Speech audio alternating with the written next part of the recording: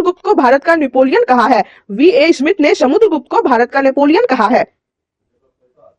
Next chapter देखते हैं, chapter 11 गुप्तोत्तर काल, पोस्ट गुप्त पीरियड।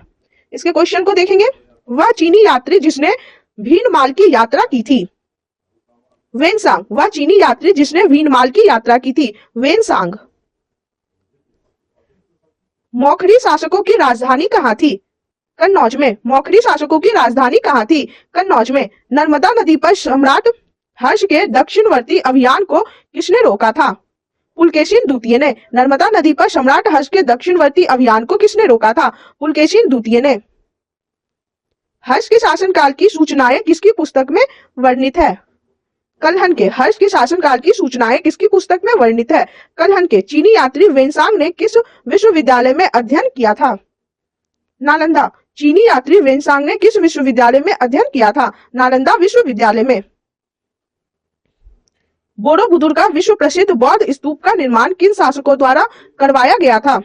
शैलेंद्र शासकों द्वारा। बोरोबुदुर का विश्व प्रसिद्ध बौद्ध स्तूप का निर्माण किन शासकों द्वारा करवाया गया था? शैलेंद्र शासकों द्वारा। सम्राट हर्ष ने अपनी राजधानी थानेश्वर से कहां स्थानांतरित की थी? कन्नौज। सम्राट हर्ष ने अपनी राजधानी थानेश्वर से कहां स्थानांतरित की थी? कन्नौज। सम्राट हर्षवर्धन ने 2 महान धार्मिक सम्मेलनों का आयोजन किया था, कन्नौज तथा प्रयाग में। सम्राट हर्षवर्धन ने 2 महान धार्मिक सम्मेलनों का आयोजन किया था, कन्नौज तथा प्रयाग में। कवि बाणभट्ट निवासी था, उपयुक्त में से कोई नहीं। यहाँ पे दिए गए कोई भी ऑप्शन सही नहीं है। कवि बाणभट्ट निवासी था, उपयुक्त में से कोई नहीं। हर्षचरित नामक पुस्तक किसने लिखी? बाणभट्ट ने। हर्षचरित नामक पुस्तक किसने लिखी? बाणभट्ट ने। गुप्तोत्तर युग में प्रमुख व्यापारिक केंद्र था, कन्नौज। गुप्तोत्तर युग में प्रमुख व्यापारिक केंद्र था, कन्नौज।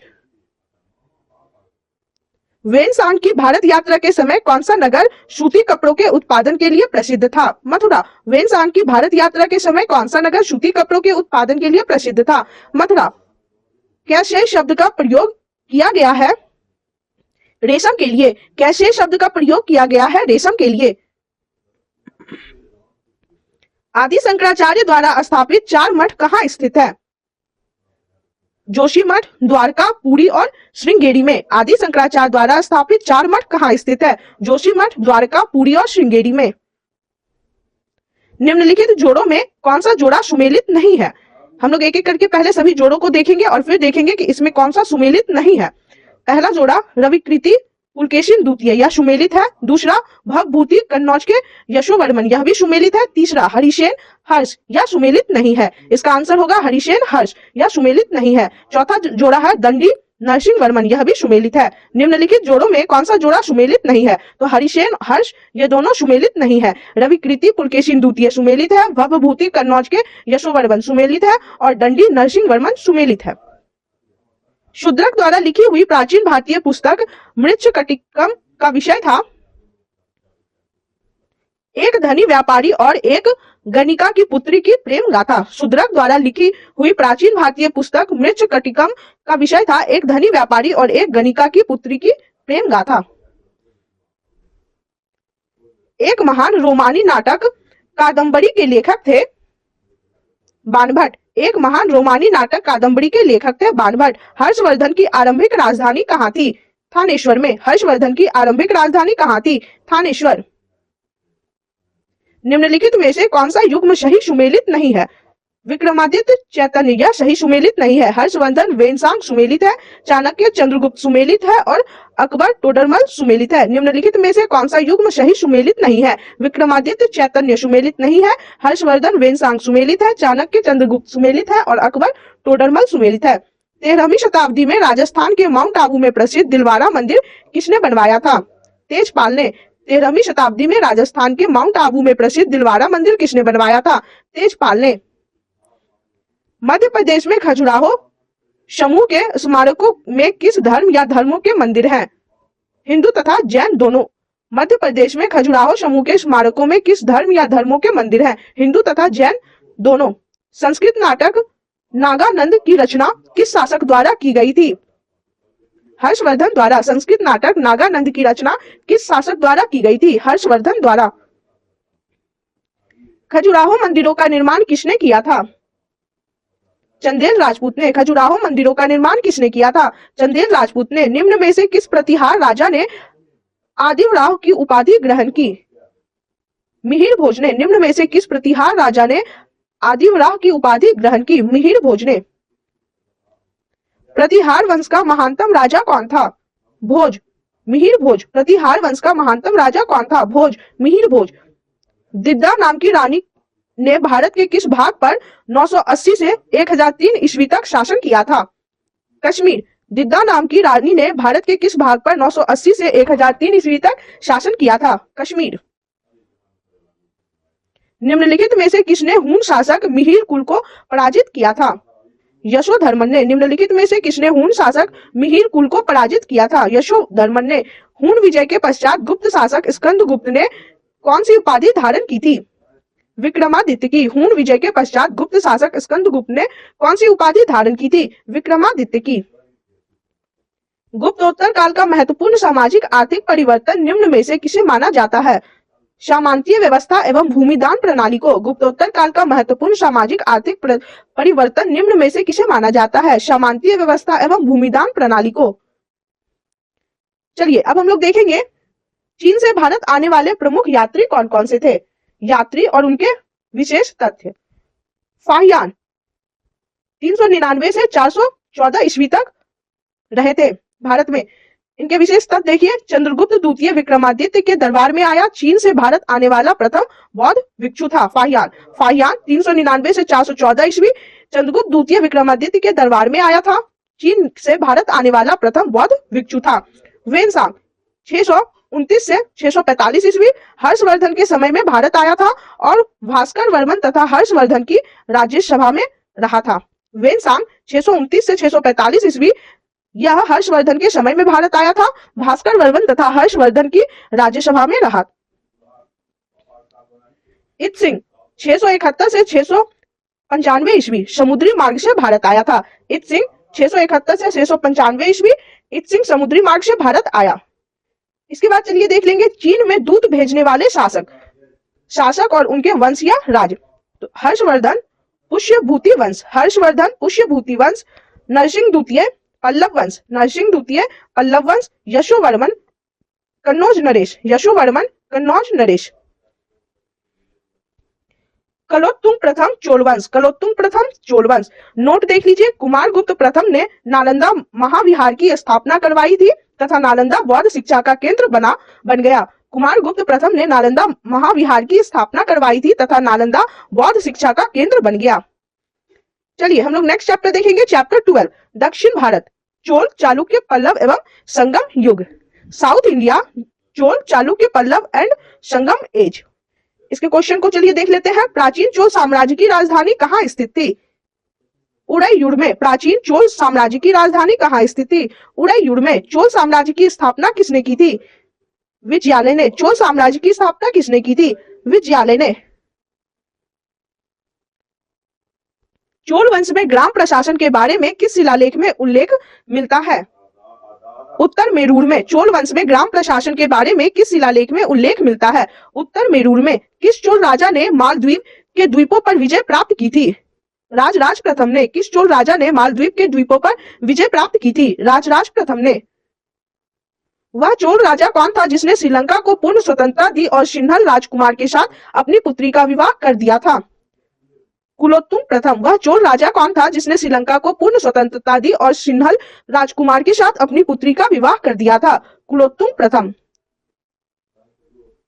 निम्नलिखित राजवंशों में से किसके शासक अपने शासनकाल में ही अपना उत्तराधिकारी घोषित कर देते थे? चोल। निम्नलिखित राजवंशों में से किसके शासक अपने शासनकाल में ही अपना उत्तराधिकारी घोषित कर देते थे? चोल। निम्नलिखित में से किस मंदिर परिसर में नंदी की एक विशाल मूर्ति स्थित है जिसे भारत की विशालतम नंदी मूर्ति माना जाता है? बृहदेश्वर मंदिर। निम्नलिखित में से किस मंदिर परिसर में नंदी की एक विशाल मूर्ति स्थित है जिसे भारत की विशालतम नंदी मूर्ति माना जाता है? बृहदेश्वर मंदिर। किस राजवंश के विषय में संगम साहित्य में उल्लेख नहीं है? कदम्ब में नहीं है, चेर में है, चोल में है और पांड्य में है। किस राजवंश के विषय में संगम साहित्य में उल्लेख नहीं है? कदम्ब के बारे में नहीं है, चेर है, चोल है और पांड्य है। निम्नलिखित में से किस राजवंश द्वारा प्रायः महिलाओं को प्रशासन में उच्च पद प्रदान किए जाते थे। चालुक्य, निम्नलिखित में से किस राजवंश द्वारा प्रायः महिलाओं को प्रशासन में उच्च पद प्रदान किए जाते थे? चालुक्य। चालुक्य वंश का सबसे महानतम शासक कौन था? पुलकेशिन द्वितीय। चालुक्य वंश का सबसे महानतम शासक कौन था? पुलकेशिन द्वितीय।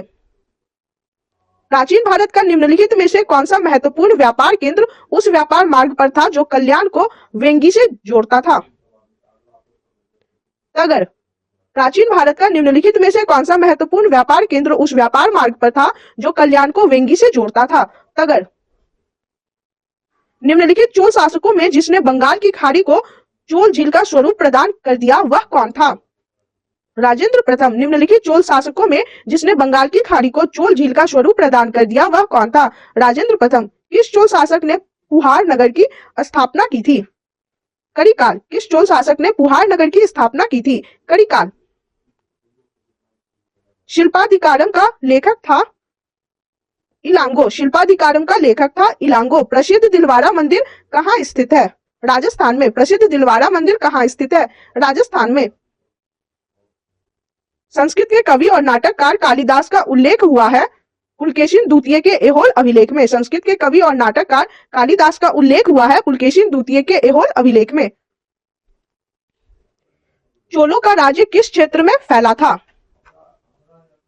कोरोमंडल तट दक्कन के कुछ भाग में। चोलों का राज्य किस क्षेत्र में फैला था? कोरोमंडल तट दक्कन के कुछ भाग में। चोलों की राजधानी थी तंजौर। चोलों की राजधानी थी तंजौर। चोल शासकों के शासनकाल में निम्नलिखित में से कौन सा वारियम उद्यान प्रशासन का कार्य देखता था? टोट्टवारियम। चोल शासकों के शासनकाल में निम्नलिखित में से कौन सा वारियम उद्यान प्रशासन का कार्य देखता था? टोट्टवारियम। चोल काल में निर्मित नटराज की कांस्य प्रतिमाओं में देवाकृत प्रायः चतुर्भुज है। चोल काल में निर्मित नटराज की कांस्य प्रतिमाओं में देवाकृत प्रायः चतुर्भुज है। शिव की दक्षिणामूर्ति प्रतिमा उन्हें किस रूप में प्रदर्शित करती है? शिक्षक। शिव की दक्षिणामूर्ति प्रतिमा उन्हें किस रूप में प्रदर्शित करती है? शिक्षक। किसके कार्यकाल में 72 व्यापारी चीन भेजे गए थे? कुलोत्तुंग प्रथम। किसके कार्यकाल में 72 व्यापारी चीन भेजे गए थे? कुलोत्तुंग प्रथम के कार्यकाल में। निम्न में से दक्षिण भारत का कौन सा राजवंश अपनी नौसैनिक शक्ति के लिए प्रसिद्ध था? चोल। निम्न में से दक्षिण भारत का कौन सा राजवंश अपनी नौसैनिक शक्ति के लिए प्रसिद्ध था? चोल। निम्नलिखित तमिल ग्रंथों में किसे लघु वेद की संज्ञा दी गई है? कूड़ल। निम्नलिखित तमिल ग्रंथों में किसे लघु वेद की संज्ञा दी गई है? कूड़ल। चोल शासक का नाम बताइए जिसने श्रीलंका के उत्तरी भाग पर विजय प्राप्त की थी? राजराज प्रथम। चोल शासक के नाम बताइए जिसने श्रीलंका के उत्तरी भाग पर विजय प्राप्त की थी? राजराज प्रथम। सूची 1 को सूची 2 से सुमेलित कीजिए तथा सूचियों के नीचे दिए गए कूट से सही उत्तर का चयन कीजिए। चलिए हम लोग पहले देख लेंगे। सूची 1 में पुस्तक और सूची 2 में उनके विवरण के बारे में दिया गया है। हम लोग इसका मिलान कर लेंगे। तिरुक्कुलर में नीति शास्त्र के बारे में दिया गया है। तोल्काप्पियम में व्याकरण के बारे में दिया गया है। शिल्पाधिकारम में प्रेम कथा दिया गया है और मणिमेखलय में वणिक कथा दिया गया है। इसका आंसर होगा ऑप्शन बी। सूची 1 को सूची 2 से सुमेलित कीजिए तथा सूचियों के नीचे दिए गए कूट से सही उत्तर का चयन कीजिए। चलिए एक बार फिर से देख लेंगे। सूची 1 में पुस्तक दिया गया है और सूची 2 में विवरण दिया गया है। तिरुक्कुलर में नीति शास्त्र दिया गया है। तोल्काप्पियम में व्याकरण दिया गया है। शिल्पाधिकारम में प्रेम कथा और मणिमेखलय में वणिक कथा। इसका आंसर हो जाएगा ऑप्शन बी। ईसा की प्रारंभिक शताब्दियों में भारत तथा रोम के बीच घनिष्ठ व्यापारिक संबंधों की सूचना किस पुरास्थल की खुदाइयों से प्राप्त होती है? अरिकमेडु। ईसा की प्रारंभिक शताब्दियों में भारत तथा रोम के बीच घनिष्ठ व्यापारिक संबंधों की सूचना किस पुरास्थल की खुदाइयों से प्राप्त होती है? अरिकमेडु। दक्षिण भारत का प्रसिद्ध तक्कोलम का युद्ध हुआ था चोल एवं राष्ट्रकूटों के मध्य। दक्षिण भारत का प्रसिद्ध तोक्कलम का युद्ध हुआ था चोल एवं राष्ट्रकूटों के मध्य। सूची 1 को सूची 2 से सुमेलित कीजिए और सूचियों के नीचे दिए गए कूट से सही उत्तर का चयन कीजिए। चलिए फिर से हम लोग मिलान कर लेंगे। सूची 1 में राजवंश और सूची 2 में उनकी राजधानी दी गई है। इसका हम लोग मिलान कर लेंगे। पहले चालुक्य की राजधानी बादामी पल्लव की राजधानी कांचीपुरम, हर्ष की राजधानी कन्नौज और पांडे की राजधानी मदुरई। इसका आंसर हो जाएगा ऑप्शन सी। एक बार फिर से देख लेंगे। सूची 1 को सूची 2 से सुमेलित कीजिए और सूचियों के नीचे दिए गए कूट से सही उत्तर का चयन कीजिए। सूची 1 जिसमें राजवंश दिए गए हैं और सूची 2 में उनकी राजधानी दी गई है, इसका हम लोग मिलान कर लेंगे। चालुक्य की राजधानी बादामी, पल्लव की राजधानी कांचीपुरम, हर्ष की राजधानी कन्नौज और पांडे की राजधानी मदुरई। इसका आंसर हो जाएगा ऑप्शन सी। निम्नलिखित में से कौन एक तमिल देश के संगम युग का राजवंश नहीं था? पल्लव नहीं था, चेर था, चोल था और पांडे था। निम्नलिखित में से कौन एक तमिल देश के संगम युग का राजवंश नहीं था? पल्लव नहीं था, चेर था, चोल था और पांडे था। संगम युग में उड़ैयुर किस लिए विख्यात था? कपास के व्यापार का महत्वपूर्ण केंद्र। संगम युग में उड़ैयुर किस लिए विख्यात था? कपास के व्यापार का महत्वपूर्ण केंद्र के लिए। पांडे राज की जीवन रेखा कौन सी नदी थी? वेंगी। पांडे राज की जीवन रेखा कौन सी नदी थी? वेंगी। प्राचीन संस्कृत ग्रंथों में प्रायः यवन प्रिय शब्द घोतक था काली मिर्च का। प्राचीन संस्कृत ग्रंथों में प्रायः यवन प्रिय शब्द घोतक था काली मिर्च का। संगमकालीन साहित्य में को एवं मन्नर किसके लिए प्रयुक्त होते थे? राजा। संगमकालीन साहित्य में को एवं मन्नरम किसके लिए प्रयुक्त होते थे? राजा के लिए। किस दक्षिण भारतीय राज्य में उच्चतम ग्राम प्रशासन था? चोल। किस दक्षिण भारतीय राज्य में उत्तम ग्राम प्रशासन था? चोल। तृतीय संगम हुआ था मदुरई में। तृतीय संगम हुआ था मदुरई में। किस ऋषि के बारे में कहा जाता है कि उन्होंने दक्षिण भारत का आर्यकरण किया और उन्हें आर्य बनाया? अगस्त के बारे में। किस ऋषि के बारे में कहा जाता है कि उन्होंने दक्षिण भारत का आर्यकरण किया और उन्हें आर्य बनाया? अगस्त के बारे में। निम्न में से किस चीनी यात्री ने चालुक्यों के शासनकाल में चीन एवं भारत के संबंधों का विवरण दिया है? मातवालीन। निम्न में से किस चीनी यात्री ने चालुक्यों के शासनकाल में चीन एवं भारत के संबंधों का विवरण दिया है? मातवालीन। दक्षिण भारत के किस वंश के राजा ने रोम राज्य में एक दूत ईसा पूर्व में भेजा था? पांडे ने। दक्षिण भारत के किस वंश के राजा ने रोम राज्य में एक दूत ईसा पूर्व में भेजा था? पांडे वंश ने। सूची 1 को सूची 2 से सुमेलित कीजिए और सूचियों के नीचे दिए गए कूट से सही उत्तर का चयन कीजिए। सूची 1 में वंश दिए गए हैं और सूची 2 में उस वंश से संबंधित स्थान दिए गए हैं। चलिए इसका मिलान कर लेंगे। गुप्त का संबंध देवगढ़ से है, चंदेल का संबंध खजुराहो से है, चालुक्य का संबंध बादामी से है और पल्लव का संबंध पनमैले से है। इसका आंसर हो जाएगा ऑप्शन ए। सूची 1 को सूची 2 से सुमेलित कीजिए और सूचियों के नीचे दिए गए कूट से सही उत्तर का चयन कीजिए। सूची 1 में वंश और सूची 2 में उनसे संबंधित स्थान दिए गए हैं। चलिए इसका मिलान कर लेंगे। गुप्त का संबंध देवगढ़ से है, चंदेल का संबंध खजुराहो से है, चालुक्य का संबंध बादामी से है और पल्लव का संबंध पनमैले से है। इसका आंसर हो जाएगा ऑप्शन ए। चलिए अब हम लोग देखेंगे भारत के प्रमुख मंदिर, स्थान और निर्माता। दिलवारा जैन मंदिर माउंट आबू में है। इसके निर्माता भीमदेव प्रथम के सामंत विमल शाह है। दिलवारा जैन मंदिर माउंट आबू में है। इसके निर्माता भीमदेव प्रथम के सामंत विमल शाह है। पालीताना जैन मंदिर शत्रुंजय पहाड़ी भावनगर पर है। पालीताना जैन मंदिर शत्रुंजय पहाड़ी भावनगर में है। मोढेरा सूर्य मंदिर जो गुजरात में है, इसके निर्माता भीमदेव प्रथम है। मोढेरा सूर्य मंदिर गुजरात में है। इसके निर्माता भीमदेव प्रथम है। रथ मंदिर महाबलीपुरम में है। इसके निर्माता पल्लव शासक है। रथ मंदिर महाबलीपुरम में है। इसके निर्माता पल्लव शासक है। वृद्धेश्वर मंदिर तंजौर में है। इसके निर्माता राजराज प्रथम है। वृद्धेश्वर मंदिर तंजौर में है। इसके निर्माता राजराज प्रथम है। चलिए नेक्स्ट चैप्टर है चैप्टर 13 भारतीय दर्शन, इंडियन फिलॉसफी। इसके बारे में हम लोग पढ़ेंगे। न्याय दर्शन के प्रणेता कौन थे? गौतम। न्याय दर्शन के प्रणेता कौन थे? गौतम। कर्म का सिद्धांत किससे संबंधित है? मीमांसा से। कर्म का सिद्धांत किससे संबंधित है? मीमांसा से। अद्वैत दर्शन के संस्थापक कौन है? शंकराचार्य। अद्वैत दर्शन के संस्थापक कौन है? शंकराचार्य। प्राचीन सांख्य दर्शन में किसका महत्वपूर्ण योगदान है? कपिल का। प्राचीन सांख्य दर्शन में किसका महत्वपूर्ण योगदान है? कपिल का। सूची 1 को सूची 2 से सुमेलित कीजिए और सूचियों के नीचे दिए गए कूट से सही उत्तर का चयन कीजिए।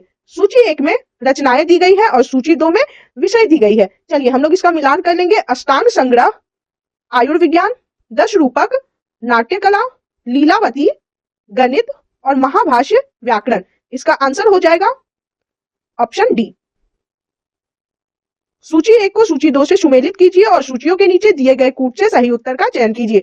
चलिए पहले हम लोग मिलान कर लेंगे। सूची 1 में रचनाएं दी गई है और सूची 2 में उस रचनाएं से संबंधित विषय दिए गए हैं। इसको हम लोग मिलान कर लेंगे। अष्टांग संग्रह, आयुर्विज्ञान, दश रूपक, नाट्यकला, लीलावती, गणित, महाभाष्य व्याकरण। इसका आंसर हो जाएगा ऑप्शन डी। निम्नलिखित में से कौन बीजगणित के क्षेत्र में योगदान के लिए विशेष रूप से जाना जाता है? भास्कर। निम्नलिखित में से कौन बीजगणित के क्षेत्र में योगदान के लिए विशेष रूप से जाना जाता है? भास्कर। निम्नलिखित में से किस दर्शन को लोकायत कहा जाता है? चारवाक। निम्नलिखित में से किस दर्शन को लोकायत कहा जाता है? चारवाक। निम्नलिखित में से अद्वैत वेदांत के अनुसार किसके द्वारा मुक्ति प्राप्त की जा सकती है?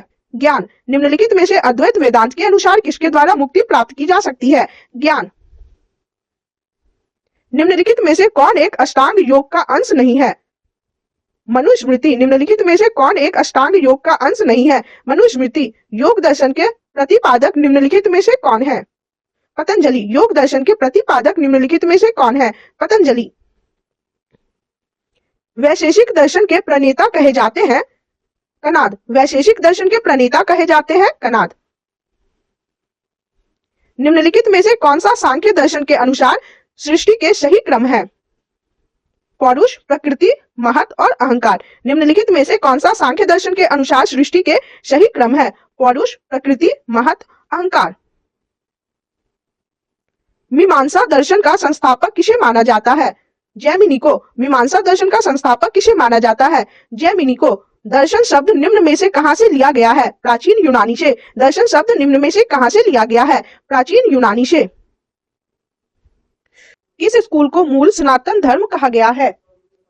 अष्टिका स्कूल। किस स्कूल को मूल सनातन धर्म कहा गया है? अष्टिका स्कूल। चलिए अब हम लोग देखेंगे चैप्टर 14 विविध, मिसलेनियस। पंचायतन शैली क्या है? मंदिर निर्माण शैली। पंचायतन शैली क्या है? मंदिर निर्माण शैली। चित्रकला की गंधार शैली का सूत्रपात किसके द्वारा किया गया था? महायान संप्रदाय के द्वारा। चित्रकला की गंधार शैली का सूत्रपात किसके द्वारा किया गया था? महायान संप्रदाय के द्वारा। एलोरा मंदिरों का निर्माण किस शासक ने करवाया था? राष्ट्रकूट। एलोरा मंदिरों का निर्माण किस शासक ने करवाया था? राष्ट्रकूट शासकों ने। अधिकांश चोलकालीन मंदिर किस देवी देवता को समर्पित है? शिव को। अधिकांश चोलकालीन मंदिर किस देवी देवता को समर्पित है? शिव को। एलोरा में गुफाएं और शैलकृत मंदिर किससे संबंधित है?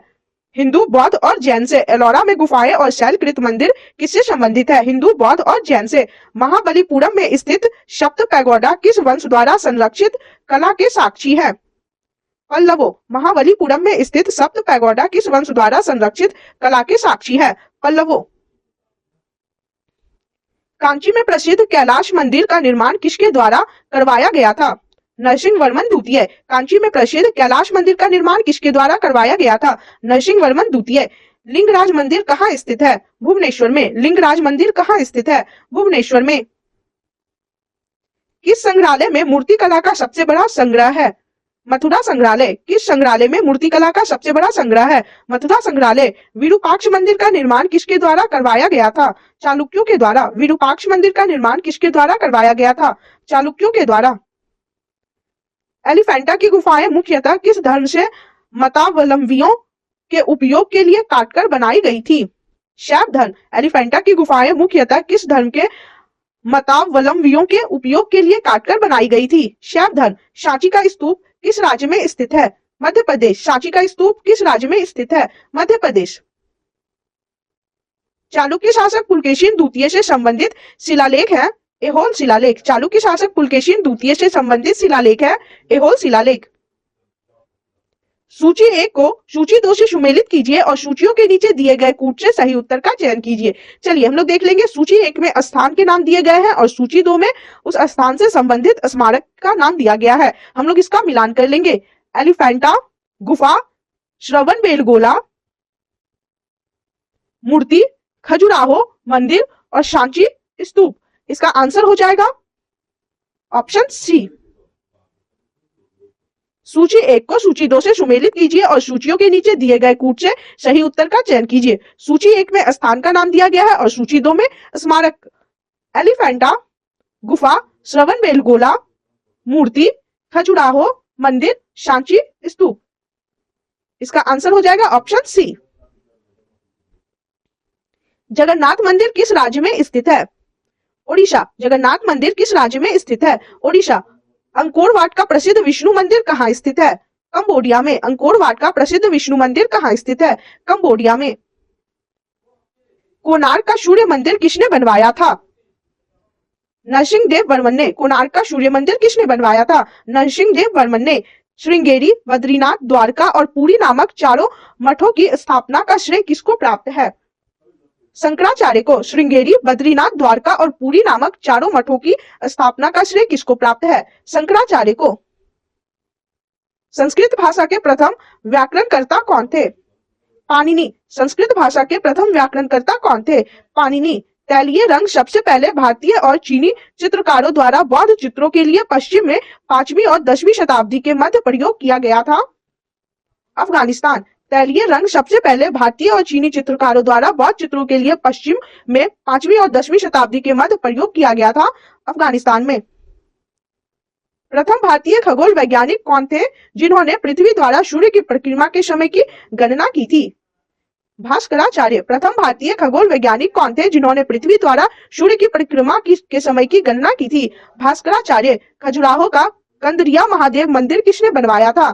चंदेल ने। खजुराहो का कंदरिया महादेव मंदिर किसने बनवाया था? चंदेल ने। निम्नलिखित में से कौन सा विश्व धरोहर स्थल यानी वर्ल्ड हेरिटेज साइट नहीं है? मांडू का महल नहीं है, खजुराहो के मंदिर है, भीमबेटका की गुफाएं हैं और सांची के स्तूप भी है। निम्नलिखित में से कौन सा विश्व धरोहर स्थल यानी वर्ल्ड हेरिटेज साइट नहीं है? मांडू का महल वर्ल्ड हेरिटेज साइट नहीं है, खजुराहो के मंदिर है, भीमबेटका की गुफाएं हैं और सांची के स्तूप है।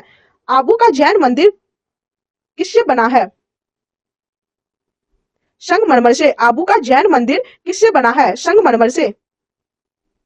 निम्नलिखित में से किसे काला श्याम पैगोडा के नाम से जाना जाता है? कोणार्क का सूर्य मंदिर। निम्नलिखित में से किसे काला या श्याम पैगोडा के नाम से जाना जाता है? कोणार्क का सूर्य मंदिर। बौद्ध, हिंदू एवं जैन शैलकृत गुफाएं एक साथ विद्यमान है एलोरा में। बौद्ध, हिंदू एवं जैन शैलकृत गुफाएं एक साथ विद्यमान है एलोरा में। उड़ीसा में नष्ट होने से बचे निमांकित मंदिरों में सर्वाधिक बड़ा और सबसे ऊंचा मंदिर कौन सा है? लिंगराज मंदिर। ओडिशा में नष्ट होने से बचे निमांकित मंदिरों में सर्वाधिक बड़ा और सबसे ऊंचा मंदिर कौन सा है? लिंगराज मंदिर। भुवनेश्वर तथा पुरी के मंदिर किस शैली में निर्मित है? नागर शैली। भुवनेश्वर तथा पुरी के मंदिर किस शैली में निर्मित है? नागर शैली। मामल्लपुरम में रथ स्मारकों के निर्माण के लिए निम्नलिखित में से कौन उत्तरदायी थे? पल्लव। मामल्लपुरम में रथ स्मारकों के निर्माण के लिए निम्नलिखित में से कौन उत्तरदायी थे? पल्लव। 10 कुमार चरितम के रचनाकार थे दंडी। 10 कुमार चरितम के रचनाकार थे दंडी।